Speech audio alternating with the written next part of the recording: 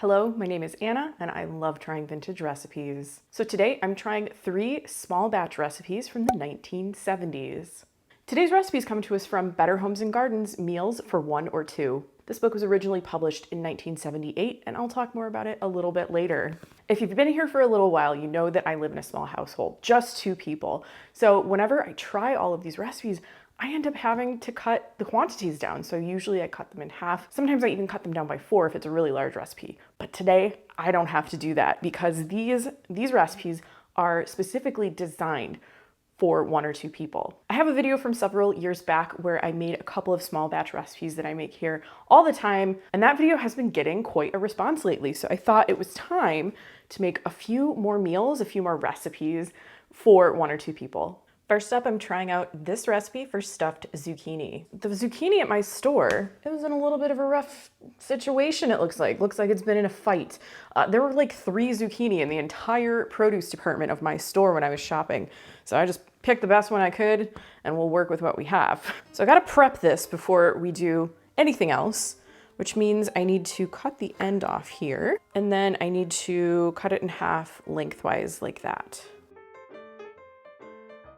So we've got our 2 halves ready to go. Not quite ready to go. I have to scoop out the insides. You know what? I'm gonna make a little cut here. I think it's just gonna make it a little easier because I actually have to save the pulp. We're gonna use it as part of the filling for the zucchini. That's making it easier for sure. Also using a spoon with a bit of a sharp edge. You could also use a grapefruit spoon. Okay, so now got to chop this stuff up that I kind of pulled out of the inside. When I first selected this recipe, I thought for sure that I was going to have to bake my zucchini in the oven, but that is not the case. This is pretty much a stovetop recipe. So I have to place my zucchini in a pan, cut side down. I'm adding 1/4 cup of water. Cover that. And I have to bring that to a simmer and let it cook for about 5 minutes. So while the zucchini is simmering over here, I need to work on the filling.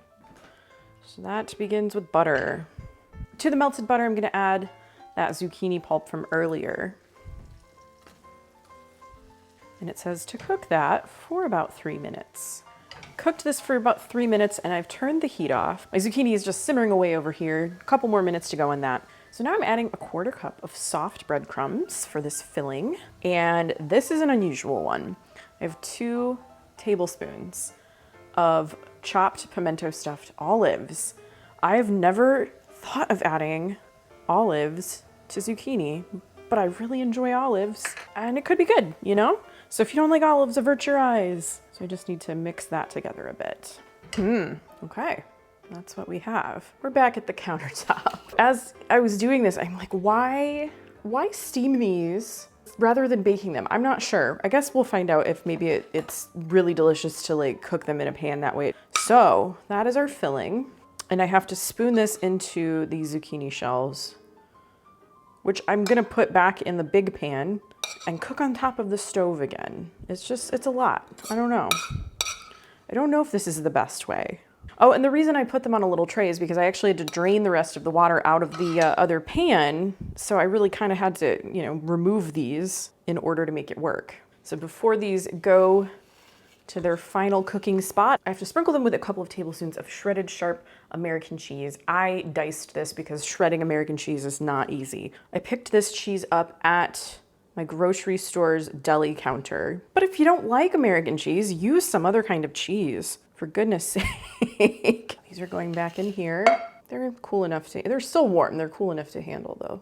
All right, back to the stove. These get covered and I'm supposed to heat them for 2 to 3 minutes until the cheese is melted. I just realized I neglected a very important step. That step is salt. I did not salt these, but you're just supposed to salt the zucchini to taste. So whatever you like. My apologies. That's my stuffed zucchini. Right off the bat, before I even try this, I think that it needed to be baked or broiled or something to get this a little bit brown on top. Even if you do have to cook the zucchini a bit, like steam it a bit, I think it would have been so much better to fill it, put the cheese on top, and then pop it in the oven. And as it was, it said to put this back in the pan and cover and let the cheese melt for 2 to 3 minutes. It took longer than that anyway. So honestly, I think baking this would be more of the way to go, but I gotta keep an open mind, right? And this is gonna be my lunch today. So let's get a bite here. That might be too big of a bite. Flavor-wise, I really like the filling. The olives add this like salty, briny kind of flavor, which I enjoy with the zucchini. The zucchini is pretty plain. Zucchini is a good vehicle for things. I like the buttery breadcrumbs. I love a buttery breadcrumb topping, like on a casserole or something. Great for this, but again, I think it needs to be toasted in the oven because the texture of everything is pretty soft. The zucchini still has a nice amount of like bite to it. It's a little bit firm yet, but then the filling is very soft and the cheese is melted. And then when you like steam it again to melt the cheese, it's just pretty, I don't know, it's pretty soft. I think I would like a little bit more of a toasty texture for the topping. That was fun to say, but I like the flavor. So I think that this dish, you know, the only change I would really make is maybe how it was kind of like finished at the end. I would probably stick it in the toaster oven or the regular oven or something like that. Next, we have a sweet treat. I'm going to try this recipe for streusel coffee cake. There you go, if you want to get the whole thing in. I have high hopes for this coffee cake, mostly because my very favorite coffee cake recipe is delicious. It is from King Arthur flour, but it also makes a huge 9x13 pan, and we can never finish it. Even when I cut it in half, it's a little bit difficult to do. Maybe this little one will be a better fit for us. It says, in a small mixer bowl, thoroughly cream granulated sugar and 1/4 of a cup of butter. Here I've got my sugar and 1/4 of a cup of butter. I'm gonna cream that together with my hand mixer. Alrighty, so I scraped this down. Now I have to beat in the egg, the lemon peel, and the vanilla. I grabbed the vanilla first, so that's what's going in first. And I have some lemon peel. I've got 1 egg. And I'm gonna mix that together. I'm gonna set this aside. Now I'm gonna stir together my flour. That is 3/4 of a cup of all-purpose flour. I have my teaspoon of baking powder and my 1/4 teaspoon of salt. And that just gets stirred together. Brought my creamed sugar, butter, egg, etc. mixture back in. And now I need to alternate between adding this flour mixture and some milk. So a little flour first.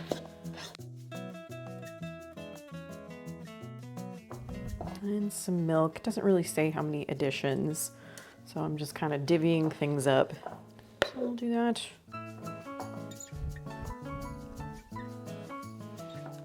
Oh my gosh, this is like the cutest amount of batter I've ever seen. Okay, adorable. Turn into greased and floured 6.5 by 6.5 by 2-inch baking dish. And that just so happens to be the size of these little Corelware dishes. And it does say a baking dish. It doesn't say like a cake pan, so I think I'm good. I decided to spray this with some cake release spray like Baker's Joy. So instead of greasing and flouring, I'm taking that little shortcut and I'll let you know how it goes. And I don't know if I mentioned this already, I'm actually gonna try to bake this in the toaster oven. Yes, I've never done that before. I've baked cookies in the toaster oven, but I've never made an actual cake. That lemon just smells incredible, by the way. I think it's maybe offset spatula time. The batter is a very nice texture. It's very fluffy, so that's a good sign, right? Yay! Cake part is done. So that means it's time for the streusel topping. So I have to combine my brown sugar. This is 1/4 cup of brown sugar, 1/4 of a cup of flour, and I know I have, there's the cinnamon, and 1/4 of a teaspoon of cinnamon. I may have added just a little bit more. So I'm gonna mix all that together first. And I have to cut in 2 tablespoons of butter until this makes a crumbly mixture. That is the crumble mixture. It's kind of like sand. Bringing in the cake. Oh, also you had the option of adding chopped walnuts to this streusel topping. I opted out of that. I decided not to do it. So now I need to sprinkle this topping on the cake. I'm very excited about this. I really hope it turns out nicely. Seems like a lot of topping. Okay, I'm not gonna question. So now it's time to bake. To bake this at 350 degrees for 30 to 35 minutes. And I'm gonna keep an eye on it because I've not tried this in a toaster oven. Fingers crossed. We'll see. I think it may have actually worked. I guess I won't know for sure until I try it. I don't know how it tastes yet. It looks like it's supposed to. It smelled like it was supposed to smell while it was baking. I baked it for 30 minutes at 350 degrees in my toaster oven, and my toaster oven has like an adjustable rack, so I put it on the lowest rack setting. I'm sorry, I keep looking over here because we have bluebirds. There's bluebirds outside. That's so great. Anyway, I gotta try this coffee cake, right? So it says it just makes one small cake. I would say like, I don't know. I'm gonna cut it into like fourths. It's cutting nicely. That nice like streusel topping. It crackles a little bit. These are generous pieces. Okay, I'm gonna cut it into even smaller pieces, I think, just because I just want to try it right now. I did let it cool for a while. Actually, I can probably touch this. Yeah, it's safe to touch. It's still warm, but it's safe. Warm and safe. Oh, wow. Okay, I'm gonna put this on the plate and then we'll take a closer look. It looks good. Yeah. Oh, did this work? I'm so excited if it did, if it tastes good. Oh, I hope this tastes good because this is a game changer. I will be baking things in these little casserole dishes in my toaster oven forever. The bottom is also nice. It's got like a nice brownness to it, but not too, thick or burnt or anything.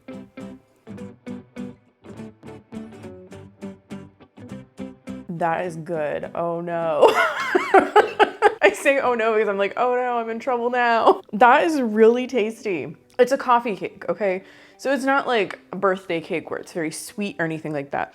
The cake itself, it has like just the right amount of sweetness. Most of that sweet flavor comes from the streusel topping. There's quite a bit of it. The texture is really good. It's light and fluffy. I'm really interested in, I'm eating it warm, okay? So it may taste a little bit different, or the texture may be a little bit different as it cools more. Right now, I'm very happy with how this is. I can't believe it.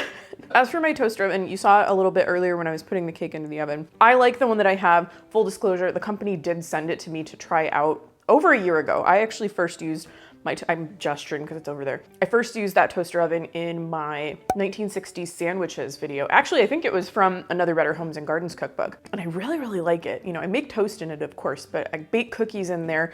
I'm gonna start baking cakes in there too. And it's really good for reheating leftovers. So I'll link the one that I have in the description down below. I think it's really cute. It works very well for me. I haven't tried a lot of other toaster ovens. So look for the one that you want, look for the one that's best reviewed. But the one that I have, I really like. And I'm gonna enjoy this cake so much, you don't even know. For my final recipe, I'm giving these saucy meatballs a try. I have half a pound of ground beef in this bowl. This was just right from my freezer. I thawed it out overnight in the refrigerator. So now I have some other ingredients that I need to combine to make my meatballs. I'm gonna take my watch off. This could get messy.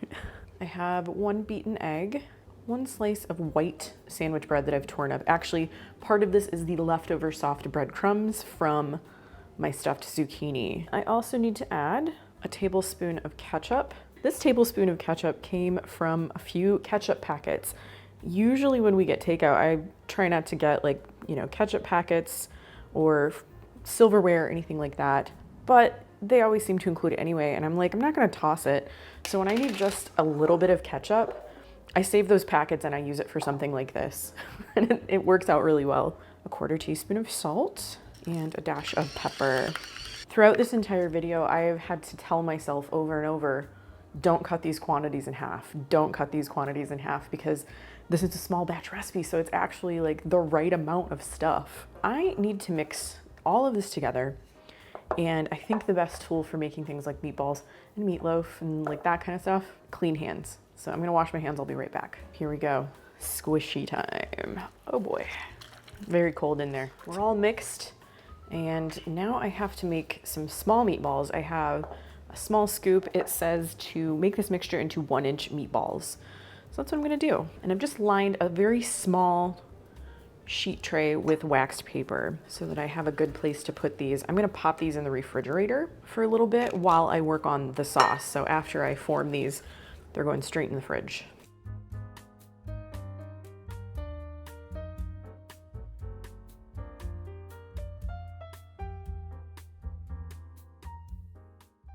Before I move over to the stove to start the sauce for these meatballs, there's an ingredient that I want to point out and kind of talk about just a little bit. 1 7.5-ounce can semi-condensed cream of mushroom with wine soup. I could not find this ingredient anywhere.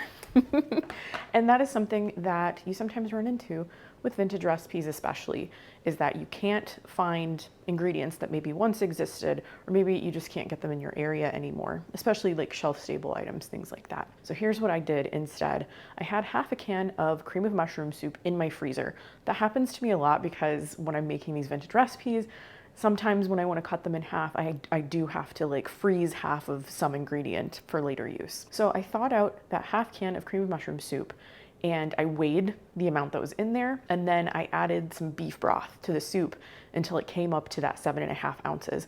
This soup says that it is semi-condensed. So my hope is that by adding a little bit of liquid to the condensed cream of mushroom soup, we get the right consistency.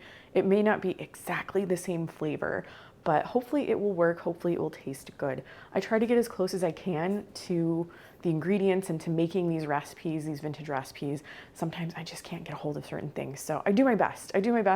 And I hope this works. The sauce for these meatballs consists of the soup that I just spoke about, or my substitute version of the soup anyway, and 4 ounces of plain tomato sauce.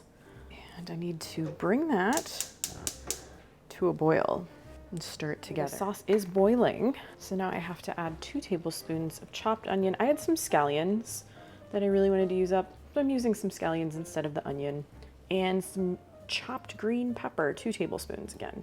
So I'm gonna just stir that together a bit. I've lowered the heat on this a little bit too. And now it's time to add the meatballs. So the meatballs, they just get cooked in this sauce. They don't have to be browned beforehand, so I'm interested to see how that works out. They're still pretty soft. I didn't leave them in the fridge for very long. This makes a pretty generous amount of meatballs. It says 2 servings, but this seems like a pretty good amount to me. It smells pretty good. Creamy, tomatoey, almost like tomato soup. So I'm gonna go ahead and cover these, and it says to simmer them for 20 minutes or until they're cooked through. So I'm gonna, let it go for 20 minutes, but then I think I'm gonna take the temperature of the meatballs just to make sure they are at a safe temperature to eat. Got my saucy meatballs on a bed of brown rice and quinoa. It said you could serve these with rice or noodles. I think mashed potatoes would also be really good.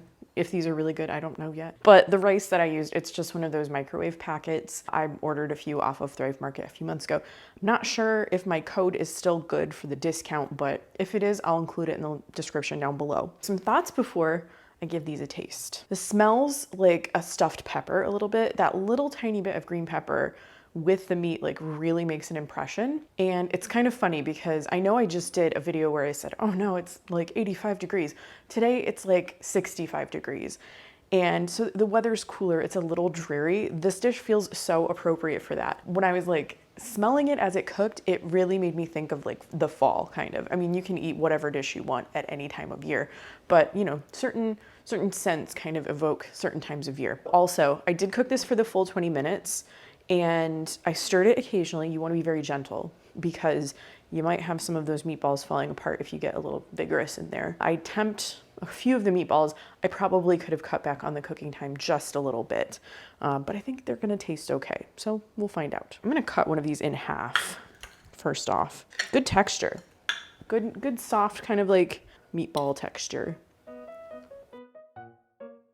Oh, that is nice. I really like that sauce. Like, it doesn't seem like there's a whole lot to it, but it tastes very good with the meatballs. One of the things I'd sort of thought about and like worried a little bit about is that maybe you would need to brown the meatballs before putting them in the sauce to give them a better flavor. I think you could definitely do that. The flavor might be improved slightly, but it tastes good as is too. I wasn't really sure, So, I don't know, but it tastes really good. I don't know that I would go to the extra step of browning them for as good as they are the way that I cooked them. That sauce is very good. Even though I couldn't get my hands on one of the original ingredients that was intended for this recipe and I made a substitution, I think it turned out to be pretty tasty. Better Homes and Gardens Meals for One or Two was published in 1978. I feel like it's been a minute since I covered a Better Homes and Gardens book. I have quite a few of them. Actually, this entire shelf right here, this skinny one, it's all Better Homes and Gardens books. So it varies from the individual kind of like skinny books to the bigger, binder cookbooks, the junior cookbooks. I have a lot of them because I really like them. As I said at the beginning of this video, I do live in a small household, so when I make recipes for my videos, I tend to cut them in half. But I was so excited, I didn't have to do that for this particular cookbook, and I had to keep telling myself not to. So often I just mentally go and I cut a recipe in half automatically, and it was just nice to not have to do that mental math for once. This book actually has a little bit of an inscription. It says, "Merry Christmas 82, Grace and Billy." And then it also has a little book plate. Ooh, there is one page that's falling out that I keep having to contend with. But I do have a little cute book plate in here. This book belongs to Andy Fonseca. I'm not sure if I'm saying that right, but I'm happy to have it in my collection now. The back of this book is pretty cool as well. It has a whole list of emergency substitutions. So in place of a clove of garlic, you can use 1/8 teaspoon of garlic powder or minced dried garlic. There's substitutions for a small onion, buttermilk. I'm just guessing here. Yep, I was correct. You take your milk and you add some vinegar or lemon juice to that. I do it a lot for recipes. So there's just a whole bunch of different substitutions here, which useful to anyone, whether you're a big household or a small one. On the front, it says, "A guide to small-scale cooking with over 190 recipes for main and side dishes, desserts, beverages, for both beginning and experienced cooks, featuring over 20 tips." Over 20, so 21? For efficient and economical cooking. And it has the Better Homes and Gardens Test Kitchen seal of approval, as all of those little Better Homes and Gardens books have. Lots and lots of pictures of the food in here. Also, I find this font a little bit difficult to read. It's not all throughout the book, luckily. They just kind of use it there and then they use it at the beginning of each chapter. So let's flip through and look at some photos. We have some chicken pot pies.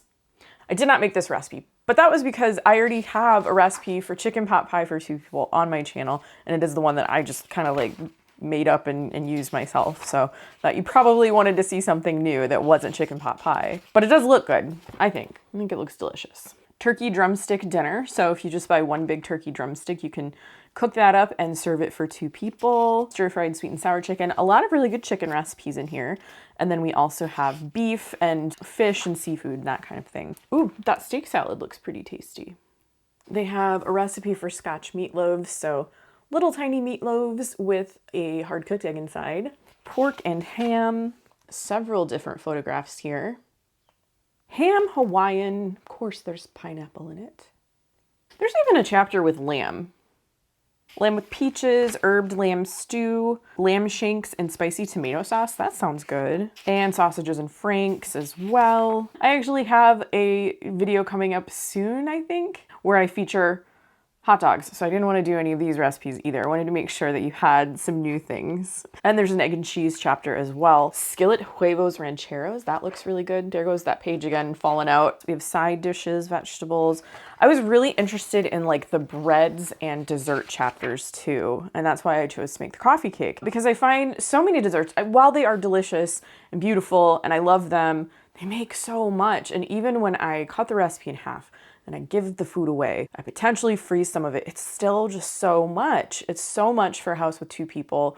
And my immediate family doesn't live super close, so I don't always get to give them food. Because I'm doing 3 recipes for each of these videos every week, I do have a lot of food that I produce. And people do like to tell me you should just make the entire amount and freeze it. I mean, my freezer is already pretty full. So I was so excited to see that they had a nice chapter of breads and a chapter of desserts and things like that. Ooh, home-style rice pudding, peppermint baked Alaskas. There's a lot of recipes still that I would love to try in here. Orange spiced tea. There's some drinks in here. I may have to do another drinks video. I just did one from the 1950s recently, so if you haven't watched that yet, I will link it in the description down below. They do have a chapter of tips and techniques and meal planning and shopping. And I do find, there are certain things with a small household that I tend to do a little bit differently. Sometimes I do go for the smaller quantities. If it is something that is going to spoil and there's not really a good way for me to use it up quickly or for me to preserve it in some way that I will actually use it, it is more cost effective sometimes to buy smaller quantities of things. I know like the mindset a lot of times is to buy in bulk and then like break it up and preserve it, store it, whatever. Sometimes we just can't do that. It doesn't make sense to buy something, a huge quantity of something, and spend more money on it if I'm actually not going to use it up. Just think about that. Maybe some of you do not agree with me. That's okay. You can not agree with me. I just know what works for me and for my house, you know. Food buying hints, organizing your kitchen, basic groceries, using canned foods, storing food, all of that. So let's talk about the recipes that I made today because they were so much fun and I was so pleased with how they turned out. One in particular really stands out to me, and we'll get to it. First recipe that I tried from this book was the stuffed zucchini. And I liked it. I thought it was really good. I had it for lunch. It made a really good lunch. And I like zucchini in general. I thought the stuffing was the most interesting part because the zucchini, you know, zucchini has a very mild flavor typically. You know, until you season it and do different things to it and cook it and all that, it's pretty mild. And I said this when I was making it, when I was trying it, the one thing I would change, I think it needs to be baked. The flavor of the filling was really good and really different because it has green olives in it. And I liked the tartness and like the saltiness to go with everything else in that filling. I think it really complemented the zucchini, but the texture of it, because the zucchini is kind of like steamed and then you fill the zucchini with your filling and then you steam it again, you know, you just cook it in a pan just to melt the cheese. I think it was lacking a little bit in texture. It was very soft. I think it would be better to bake this. Even if you have to like steam the zucchini, I don't know that you absolutely have to do that. I think you could probably empty out the zucchini and fill it and whatnot and then bake it. I might try that next time because I did like this recipe a lot. I just think it needs a little bit of change to the cooking method. All right, my second recipe and my favorite recipe was the Streusel coffee cake. I was incredibly excited about this one, mostly because, you know, my husband really loves coffee cake and my favorite recipe makes a huge amount. Even when I cut that huge amount in half, it's still just so much. So I don't make it very often. But this coffee cake ended up making 6 like decent sized pieces. If you were extra hungry, or maybe you just had a total of like 4 people that you were serving, you could cut it into fourths and I'm sure people would be very happy about that. This was so great. Like it turned out so well. The flavor was really, really delicious. It was exactly what I wanted. The texture was nice. It wasn't dry. And I was able to cook it and bake it in my toaster oven in one of my little Corelware dishes. Perfect. It was absolutely perfect as is. There is one thing I would like to try next time. It made a lot of like the sugary topping, which is great. I loved it. Everybody loved it. I think I would like to take part of that topping, the Streusel topping, and I would like to layer it in the batter. So fill the baking dish half full with the coffee cake batter, sprinkle a portion of that Streusel in the middle, put the rest of the batter on top, and then sprinkle the rest of the Streusel topping on there. That's how it's done in my favorite King Arthur flour coffee cake recipe. So I think I would like to give that a try next time. And there will be a next time because this coffee cake was so good and kind of just what I was looking for, really. That one turned out so well. And finally, the Saucy Meatballs, also very good. I really liked those. I wasn't so sure about the meatballs themselves. You know, they didn't have a ton of seasoning in them. And I think it's because of the sauce. Like the sauce itself has a lot of flavor to it. It has salt in it already because of the ingredients that are in there. And even with the substitution that I made, I said before, I could not find the semi-condensed cream of mushroom with wine soup. It's just not something I could get my hands on. I substituted half a can of cream of mushroom and then I added enough beef broth to make 7.5 ounces. And it worked perfectly, I thought. I mean, those flavors worked really well with the tomato sauce. They worked really well with the meatballs. It all kind of combined to make a really good dish, you know, a good meal. My other thought, and I'm not even sure if I said this while I was making the dish, it's been a few days, you could also try golden mushroom soup. That might be a good substitution to make as well. But what I did worked just fine, you know, and it helped me use up half a can of cream of mushroom soup that I had in my freezer. So I would definitely make that one again. I think I would like to try it on noodles next time. I forgot to say it while I was making those meatballs, but there are microwave cooking directions for this recipe. If it'll focus. I mean, if you really, really want to try it in the microwave, you can. It wasn't something that I was prepared to attempt that particular day, but here they are. I'll include those microwave instructions in the description where I include all of my recipes. So what did you think? Are you going to try any of these recipes? I'd love to hear about that. So please let me know in the comments. Do you love cookbooks and recipes from Better Homes and Gardens? I have an entire playlist and I'll link it in the description down below. I hope you liked this video. If you did, please give it a thumbs up and subscribe to my channel if you haven't already. Thanks again for watching, and I'll see you in my next video. Bye.